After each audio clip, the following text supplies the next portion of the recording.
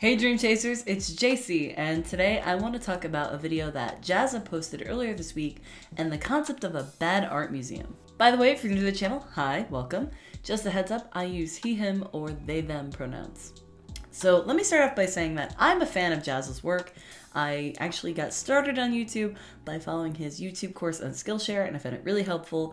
And in general, I find all of his content entertaining or educational or some combination of the two. And in no way is this a call out or drama, but just a conversation. And while I doubt that Jazza will ever see this video because his audience is literally 1,000 times bigger than mine, I'm saying his name in the video because I think that most people will probably know who I'm talking about anyway. And I really truly think that if by some chance he came across this video and wanted to have this conversation and engage, that he would approach it in good faith. And I also want to point out that Jazza did address this video in a pinned comment on the video where he talked about his intentions and that he really didn't mean to make fun of people. More or less, he said he didn't really think it through and he genuinely thought it was interesting to look at this artwork and its history. And I don't know that he really needs to respond any further. He had a gut reaction to something, made a video, and realized that he could have put more thought into it. But I just want to take some time to examine why this video didn't sit well with me and some other people, and kind of give more thought to the whole concept of a bad art museum. If you haven't seen the video, there's a link in the description, but basically Jazza talks about how he discovered the Museum of Bad Art, and he spends a few minutes going through the website and kind of giving his impressions and poking fun at some of the work.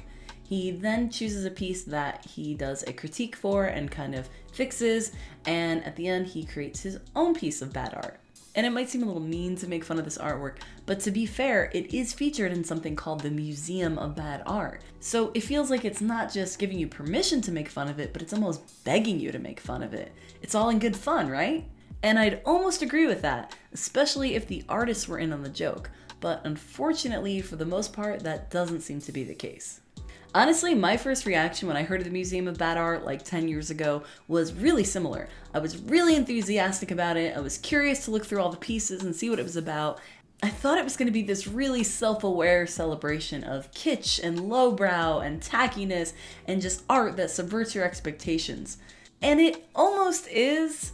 But the major problem with MOBA is a lot of it doesn't seem like it was intended to be ironic or subversive or weird. And some of it definitely is, with really intentionally weird subject matter and strange design choices. But a lot of it seems to be labeled bad by strangers just because of technical errors. And honestly, I think that's just such a shallow approach to art. I think that technical skill can bring a lot to your art and really elevate it to the next level, but I think that there's so much more to what makes art good or bad, and I think that's just a very narrow scope to view it in. And if you read through the descriptions of the artwork, a majority of them seem to have been either found in the trash or purchased from thrift stores. Many of them are anonymous, and most of them seem to have been donated by someone other than the artist. Meaning a lot of these artists probably aren't even aware that their work is featured in something called the Museum of Bad Art. Oof. Suddenly what felt like it could have been this really lighthearted expression of self-deprecating humor kind of feels like bullying. And looking through the galleries, it seems pretty clear to me that a lot of this artwork probably wasn't meant to be viewed as a finished piece. I think some of it was, but a lot of the pieces, especially in the nude section, they just look like studies. These were likely done by students or amateurs who were painting a live model. A lot of these pieces are really experimental or play around with different styles and techniques. And it's even pointed out on the site that some of these paintings were master studies, and there was a painting that they were referencing. And that's a really common assignment for students. And I guess what gets me about this is I think under different circumstances, Jazza probably wouldn't laugh at student work. He has a YouTube channel and product lines built around teaching and helping beginners. So I would really expect him to approach teaching and critique with a lot more care and just being thoughtful and encouraging and gently point out mistakes and not just downright laughing at people.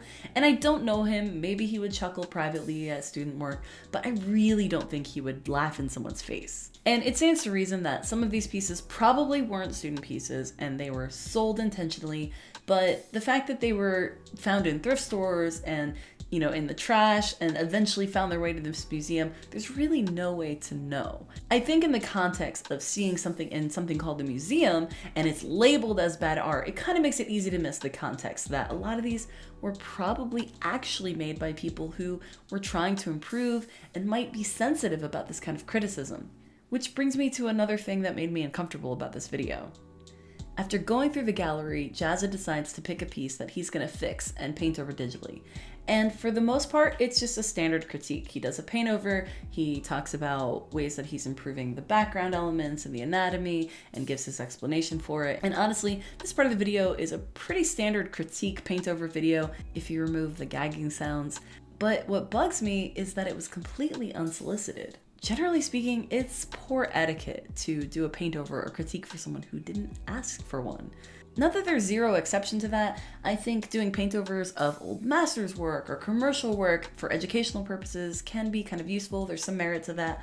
But for the most part, it's generally kind of rude to just give unsolicited feedback to someone for a number of reasons. Not the least of which is that you don't really know what their intention was, what they were going for, or their experience or skill level when they made it. I think it's pretty bold to assume that you know what the aesthetic or what the standard of beauty the artist was going for. And that's why personally, I don't really offer feedback to someone unless they're asking for it. And again, I get how someone could think that a piece featured in the Museum of Bad Art could literally be asking for it, but looking into the museum further and seeing how they collect the work, it's really not. But not only that, I think critiquing art in a bad art museum kind of misses the point of what makes something like that special potentially in the first place. Like I said earlier, I think it'd be really cool if MOBA was just full of artwork that was submitted by the artists themselves and was kind of this tongue-in-cheek exploration of, bad art and what society thinks is good and bad. But I think that it's really unfair to label someone else's work as bad, especially if it's student work and studies. But even if we take it in good faith that all of the artists are totally okay with their work being featured in this gallery, I think that trying to improve on the work on a technical level just really misses the point.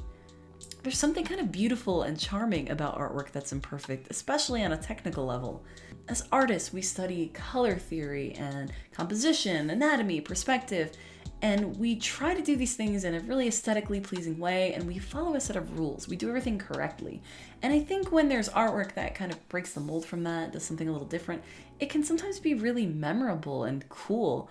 So I think that even though learning the rules in art can help you break them better, I think that it's really fun to just break them and enjoy the process and not worry about every piece being perfect.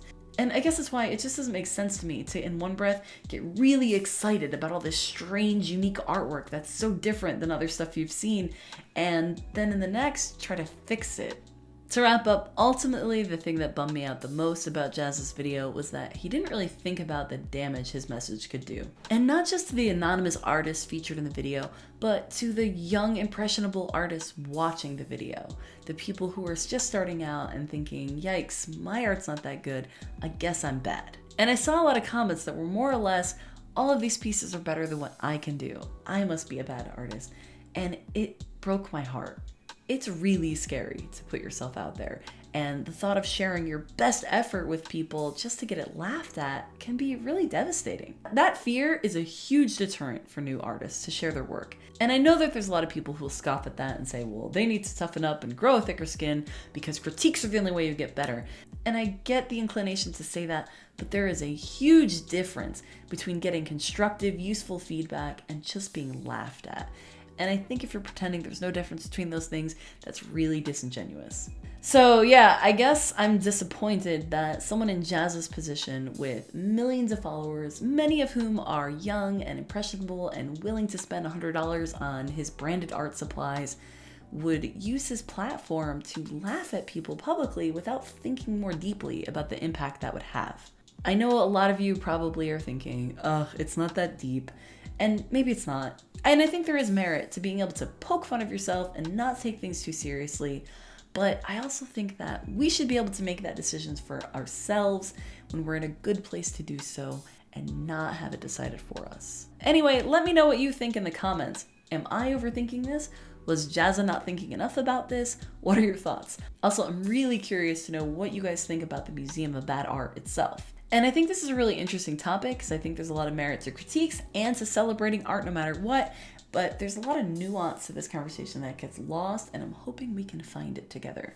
By the way, I thought it'd be fun to make my own bad art that was inspired by kitsch and tackiness, so I googled kitsch and I found the Wikipedia entry for it, and I found The Widow by Frederick Dielman, and it's this cat with these ruffles and it's amazing, and I thought, you know what, I'm gonna draw my dog in that kind of a vein, so I did a painting of my dog Riley as a conductor based on this photo, and I had a lot of fun with it.